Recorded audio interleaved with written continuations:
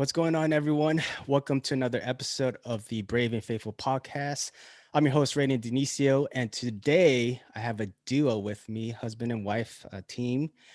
Uh, he is an Air Force active duty officer. She is a military spouse. I have none other than Michael and Suzy Barnhart of Adventurous Real Estate Investment. What's going on, guys? How y'all doing? It's going great. Thanks for having us on, Ryan. We're really excited for this. Well, like I said before, I appreciate you guys for taking the time. So, before we get started and talk about what you guys are doing right now with your investments in real estate, um, let's go back in the beginning. Like, how did you guys meet? And Michael, how did you end up being in the Air Force? That's a great question. So that goes back, 16 years now. I guess it's 2005 when I actually enlisted in the Air Force Okay. as a aircraft mechanic. And I was going to school full time, college full time, and working full time. And I was like, man, there's got to be an easier way. Killing myself, burning the candle at both ends, if you will. Yeah, And yeah. so I was like, and actually the Army recruiter, kind of enticed me first. My dad was in the Air Force, and he was like, you're not going to the Army. So sorry. And so I was like, okay, I'll do Air Force. And so I enlisted with the aspiration to use the GI Bill to fund college and things like that instead of working full time to do that. And so yeah, that's the main reason why I enlisted. I went through basic, and I was a aircraft mechanic on C-17s avionics for a while. And then my commander was like, hey, you should check out this Air Force Academy things. I was like, I have no idea what that is. And she gave me like a little flyer, a little pamphlet or something like that. And so I took a look at that and I decided, hey, I might as well give this thing a shot. And I applied and got in and then went everything, then got commissioned after that. And That was I, 2011, right? yeah, so I went to prep school for that. And that was like, so that was like from 2007, 2011, basically when I went there. So, Oh, wow.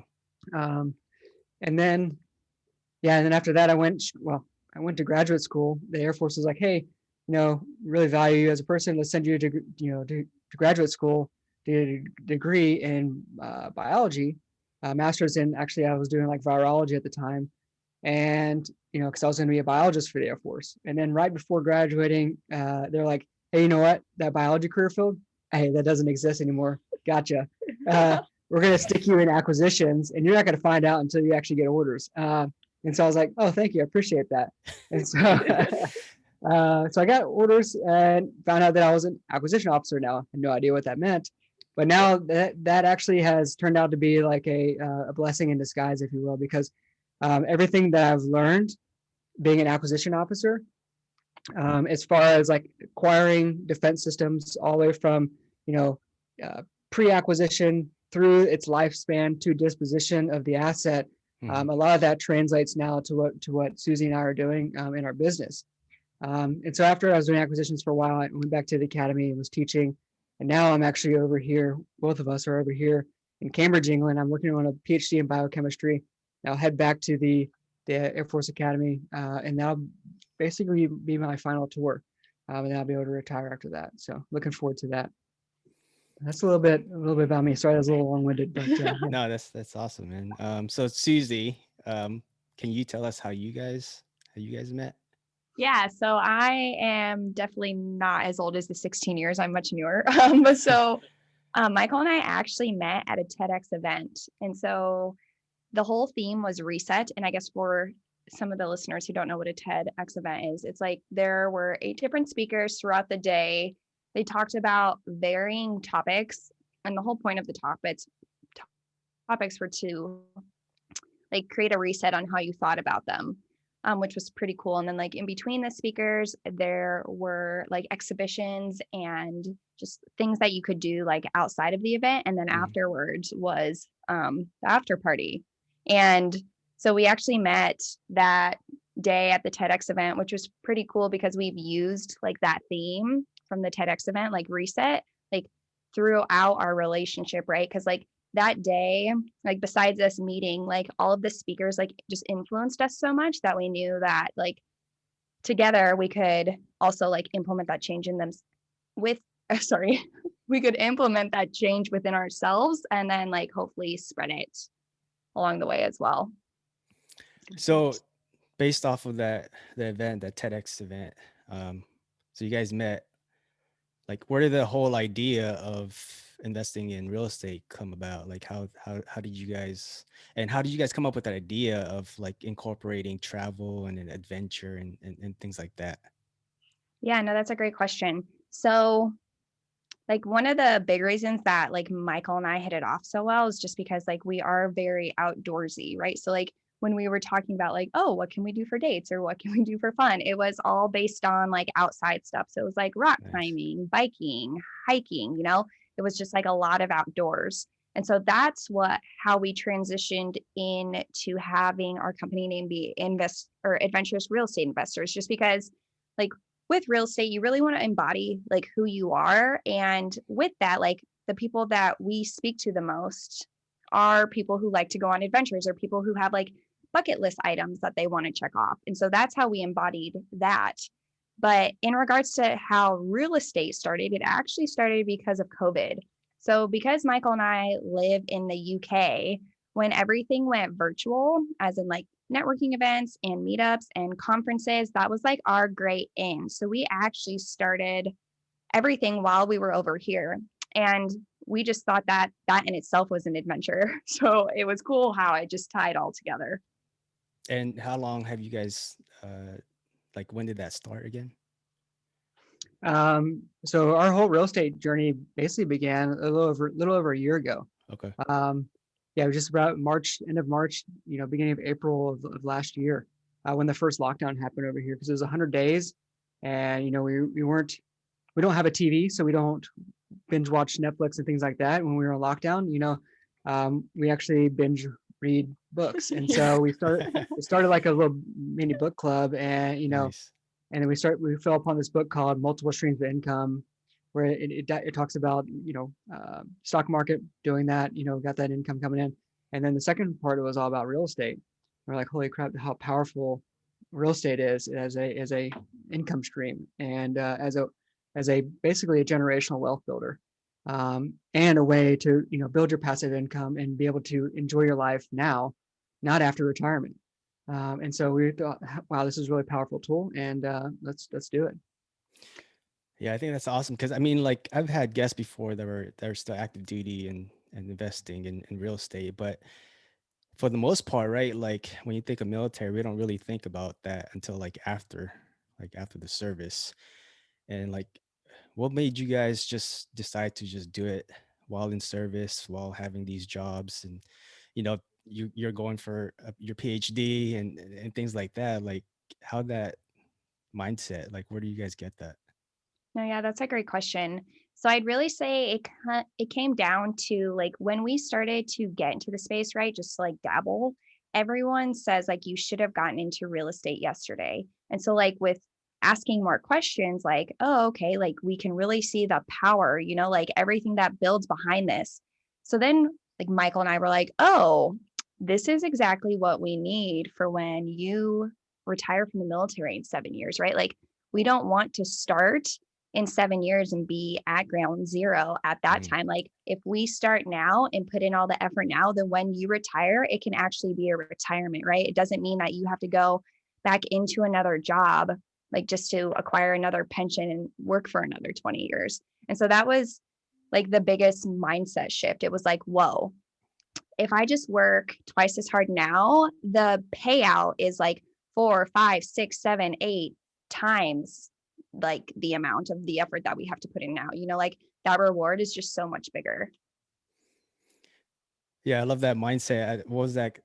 The saying is like the best time to get in real estate was like yesterday, and then the Hmm. second best time is like today, right? Like, Exactly, Yeah. exactly. sometimes we just kind of need to take that leap and jump forward and kind of just like with the military, you just figure it out as you go. Yeah, So absolutely. No, and I think a great thing about that too is that like if you like sit down and truly think like what your passions are, that can really drive you to that extra work, right. right? So like yes, everybody is like tired when they get home, but like knowing like okay, this is my passion and this is what drives me, like it's no longer about yourself, right? It's about your passion and everything else that stands behind that. And so that's what then moves you forward. So you guys mentioned you guys just started over a year ago with your real estate investing. I read somewhere that you guys have 88 units in Tulsa, Oklahoma. Is that right? That's correct. So like throughout all that, with the short amount of time that you guys have been in, you guys have acquired a lot of units, right? 88 units. That's a lot of units. What were some of the struggles? What were some of the difficulties that you guys had, especially still being in the military, stationed overseas, and like how did that dynamic work out? Yeah. So I think that our biggest struggle was we knew that we could do so, we're being multifamily syndicators. There's like multiple different parts that come into it, right? So there's the acquisition side, there's like the investor relations, the marketing piece, and things like that. And there's also like somebody you need, to be your boots on the ground, right? So, actually walk the assets, touch the assets, things like that. And so, being over here, Susie and I in our business, like I do acquisitions, I'm doing the broker relations, acquiring, getting the deals, and you're underwriting them and kind of looking at what's available, building those relationships with the brokers. While Susie is more focused on investor relations, like talking to investors, also putting out a lot of content, in all of our marketing materials and stuff like that. So, I mean, there are some things that definitely blend between both of us. Like I do some marketing stuff, she does some acquisition stuff, right? But we knew we could handle 99% of the business. The one key thing that was missing, being overseas, was having a boots on the ground, somebody Hmm. that was in the market where we are, that we completely trusted. And actually just posting about, real estate investing on Facebook and other social media outlets. Um, we actually had one of my classmates from the academy that we actually went through basic together and things like that there. He reached out and said, "Hey man, I just left the Air Force. I'm real estate full time. I'm in Oklahoma City. Let's catch up. Maybe we can help each other grow." And so we reached out. We chatted for a long time. And like I said, I've known him for 15 plus years now, or around 15 years. And yeah, and then he's looking to get into multifamily. He's a wholesaler and flipper full time. Okay. He's looking to get into multifamily, and I was like, "Great, you can be our eyes and ears on the ground, exactly what we need in our business right now." So that was our biggest pain point. But now we're getting all the systems and processes in place now, because it is, if you're investing in the next state, or you're investing from out of state or out of the country, like there's no difference between making sure that you have the right systems and processes in place. What are what are some advice that you guys can give for anybody that's listening? Because you guys are in multifamily, right? Strictly Yeah. multifamily. Correct. What are some advice that you guys can give our listeners as far as like what's the first thing that they should do? What's the first thing that they should educate themselves on? What's the first actionable step that they should take towards investing in multifamily? You can go. Um, I would say the biggest piece is education and networking. Um, so with everything going virtual now with COVID, the silver lining of COVID is that everything's virtual. Everybody knows what Zoom is. They know how to operate it. Before COVID, if you're like, "Hey man, we can hop on Zoom, we get to know each other," like, "I've heard of Zoom, not really sure what it means," Yeah. right? But now, it's so ubiquitous that everybody is on Zoom, and everybody's like, "Oh yeah, I totally hop on Zoom." It's just like hopping on a phone call, but better, because you get to see each other, right? Right. You get to see facial reactions, things like that. So number one, start educating yourself in whatever field you want. If you want single family, if you want to do mobile home parks, multifamily apartments, self storage, whatever asset class you want to, get a baseline education first. I know there's a lot of media outlets out there that say, "Take action, take action, take action." Yes, there needs to be some action taken. However, you need a baseline education first. And then along with that education comes with networking. And it's just, spending a lot of time networking and getting to know everybody that you can meet, everybody that you can talk to them. That's what we did. And Susie and I talked to, like, I think we had over 600 Calendly in Zoom meetings in the past 9 months, Wow. just because we are just putting ourselves out there networking. We knew we had to network as hard and as fast as we could while people were still at home because of COVID and things like that. So networking is a huge piece in real estate and in business in general, right? Outside the military. Yeah, and just to add, like I think that education piece like is like really important just because when you get into the calls, like in order to gain value and like give value, you have to know what you're talking about, right? So like if you go in the calls and you have no idea what's going on, like you don't talk. And then sometimes that's when you like stop listening, you know? I mean, you can even put that into like school terms. Like if you didn't do the required reading, you kind of were just there and you're like, oh, well, I don't know what's going on. So I'm not paying attention anymore. It's like the education is a big piece. And, you know, if you're not a reader, listen to podcasts. And if you like don't like podcasts, then you can read. I mean, there's a lot of different outlets, right? Even with YouTube now, like there are so many people who are giving education on YouTube. So if you Right. prefer a video just to even see those visuals, like it's all out there. And like with COVID and, you know, 2020 in general, do you guys feel like it's easier now as far as like networking or Oh, I do. yeah, So, yeah, like, even in terms of like practice, right? So, like, you're doing it all the time, so it makes it easier. But besides that fact, like, you're in the comfort of your home, and right. that should already take off a level of stress because, like, when you're in your element and just in your like comfort space, it's easier to do it. But another thing, too, is that, like, when you are in these networking, I guess, events, sometimes you just get thrown into a Zoom room. So if you haven't been a part of that, like you are in a big group and then the, I guess, host can create like nine, six, whatever, five different rooms. And then you just get put in with these people. So like at that point, it takes away the element of you having to walk up to the person, you know, like you usually would in person and be like, hi, like my name is Suzy. I'm a multifamily investor, you know? So now just in the room, somebody will say, like, oh, let's all introduce ourselves, you know, like there's so many, or how do I word this? Like there are so many elements that make it easier just because of that. And I guess, and to your point as well, it's just not like being part of like the Zoom call, whatever. It's also actually s- you know, stating what you want and what you're looking for, right? And kind of just talking to the people and not just sitting there and not saying anything, right? Um, Absolutely. so so you guys mentioned education and networking, right? With investing in real estate. What's been what would you guys say has been the most rewarding so far since you guys started? Okay. I think the biggest thing, you know, the most rewarding thing has been getting to know all the people. Like, man, you know, talking to over 600 people in the last 9 months, like, we met some really incredible people. And so, and there's a lot of military veterans out there as well who are in the real estate space who have achieved financial independence and financial freedom through real estate investing. And it's just like this really powerful network of people who've done that. And so, you know, meeting all these amazing people who are just crushing life and crushing goals has been really rewarding, and it's been very inspiring for me at least.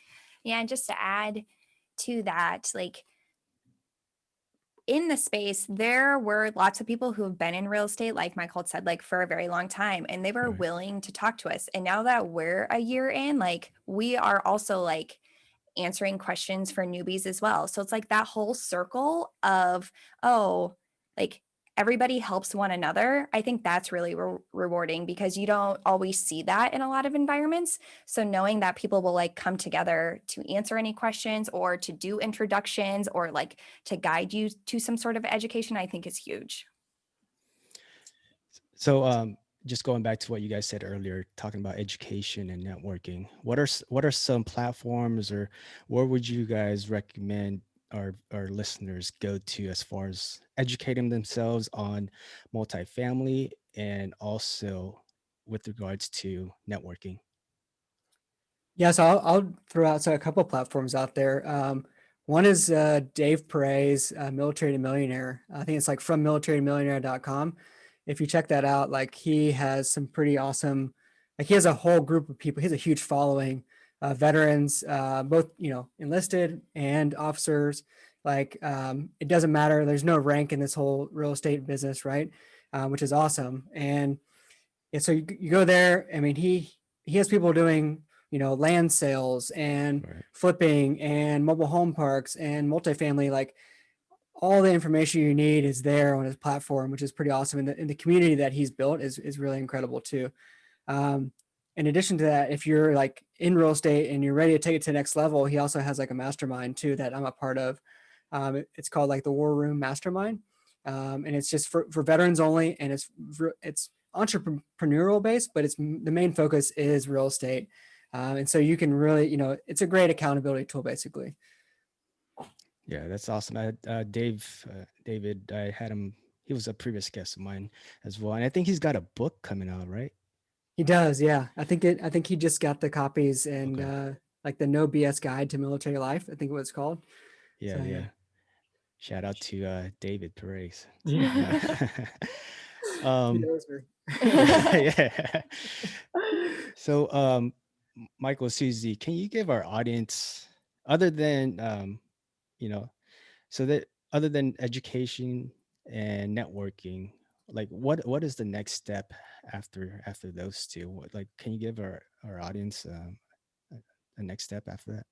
Yeah. So I think the biggest thing would be like creating a thought leadership platform. So, which would be like a website. I mean, I guess it depends what you're getting into. So, for multifamily specifically, it would be like creating a website, a blog, doing a vlog, even posting on social media just to show that like this is something you're educating yourself on and that you're serious about. Because through networking, people are going to want to like find a space to look you up afterwards, and Mm, if they can't find you, then you'll like disappear, like from their thought. And so you want to be able to be in a place where people can find you on the internet whenever they need to.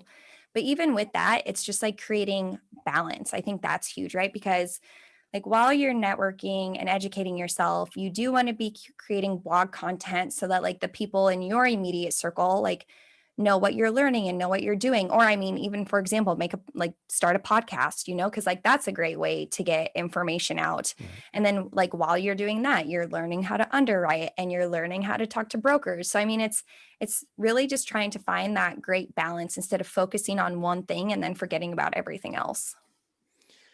Yeah, I think it just all goes back into relationship, right? Like people won't do business with people that they don't know, like, or Mm-hmm. trust. So I think that's a great point.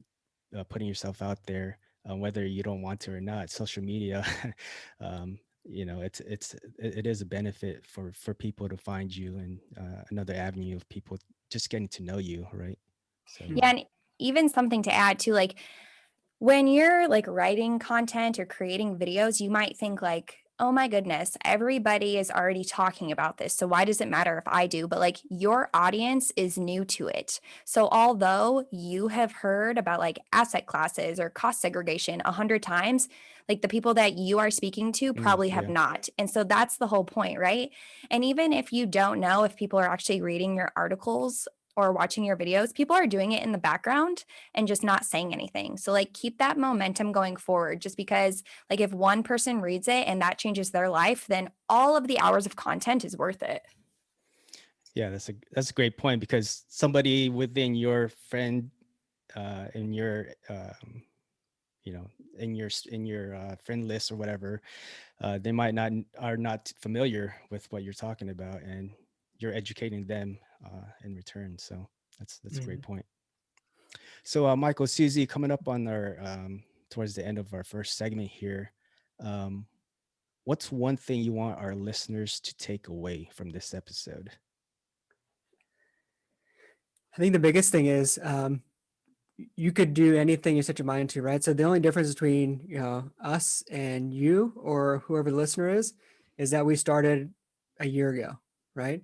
And And the only difference between us and like Rod Cleef or Michael Blanc or Joe Fairless is that they started before us, but they've Hmm. all been in our position. So everybody has like that timeline and the steps that they have to take in order to get there. And it's just sticking with it, like Michael had said. absolutely, and just do something every single day that makes yourself 1% better, and that'll compound over a period of time.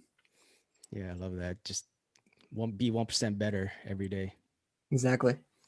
Awesome, awesome. So, Michael, Suzy, going into our second segment here of the podcast, this is what I call the Fast Five. It's the same five questions I ask all my guests. So, are you guys ready? Yeah, Yeah. let's do it. All right. So, first question: what's one hobby do you all enjoy? other than traveling? So we enjoy, because we're adventurous real estate investors, we enjoy everything in the outdoors that ends with ing. So hiking, adventuring, Scuba diving. climbing, snowshoeing, Yeah. snowboarding. Yeah. I mean, anything. Seriously, we've done it. So, Yeah. or we're going to do it. Yeah. I love that answer. Anything with ing. Yeah. Second question: if you had to choose one person to hang out with for one day, who would it be and why? I think my answer would be Henry Ford.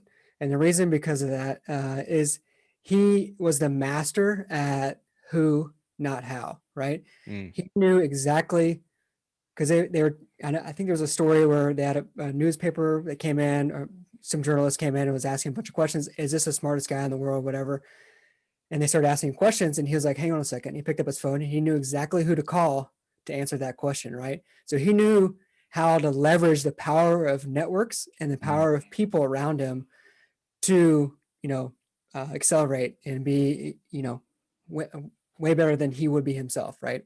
So he mastered the who, not how. I would love to sit down with him, share a scotch or something like that, and just and chat with how brilliant he was to be able to leverage that power. Susie, what about you?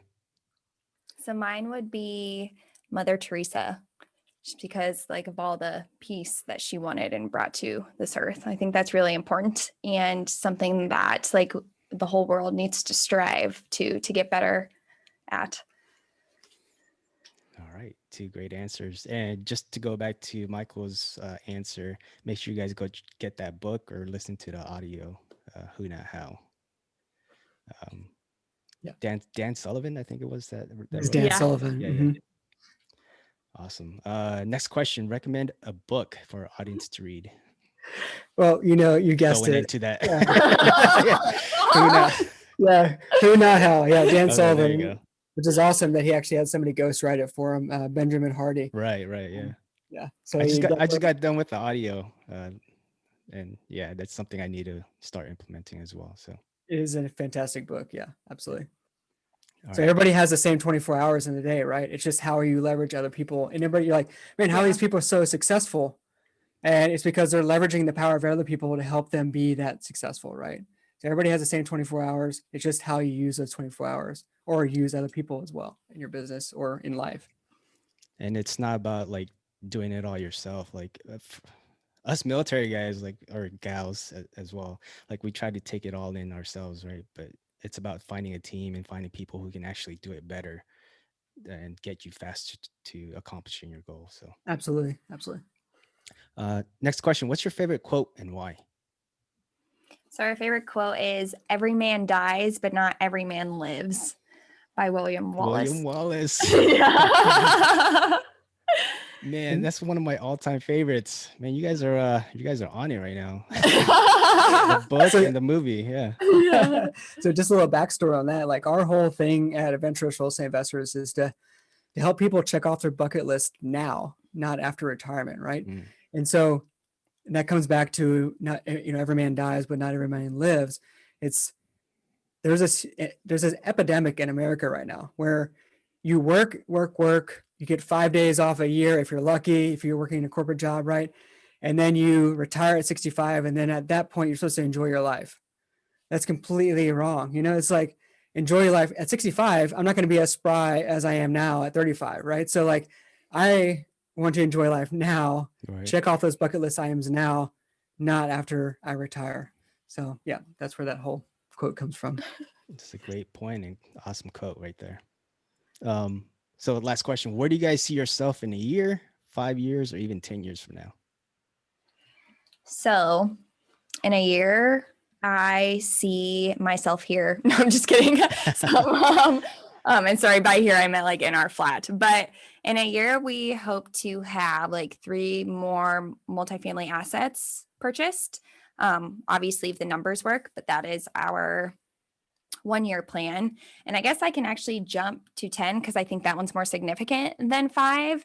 But for our 5, it is that we have like fully retired or pretty close to that. Like we have enough passive income coming in to where like when we do these active investments, it's just to add. It's not because we need to do it. But with that, like we will be traveling the world, and like serving and helping others who pretty much can't help themselves. So like mine and Michael's big dream is that like once he can retire and we no longer like have to live in a certain place, like we can go to Asia and live there as long as we want, and we can go to Europe again and go to India and South America, and just like travel the world and see everything that it has to offer. Mhm. That's awesome. Man, this has been a great episode. You guys brought more knowledge bombs, and I love the quote. I love the book that you guys brought. So just one final thing. Where can our audience, where can our listeners, where can they find you and support you guys at? Yeah, it's a great question, Brendan. So, as I've been mentioning throughout this entire episode, like our mission at Adventurous Real Estate Investors is to help people check off their bucket list now, not after retirement. So what Suzy and I have done is like we've actually unlocked 4 powerful ways that people can create passive income from no matter where they are, if they're in the military, stationed overseas, or if they're stateside. And so what we've done is we've created these 4 ways, and now we want to deliver those to your audience, and they can actually go find that at adventurousrei.com/guide. And you Okay. can download that for free there. And that's where you can find us as well. Awesome. So make sure you guys check that out. adventurousrei.com/guide. That's correct. Michael, Suzy, again, I appreciate y'all for taking the time and sharing your knowledge with multifamily investing. And wish you all the best of luck. And hopefully, I'll hear from you guys soon. Sounds great. It was a pleasure being on. Really excited. Thank you so much. All right, you too. Take care.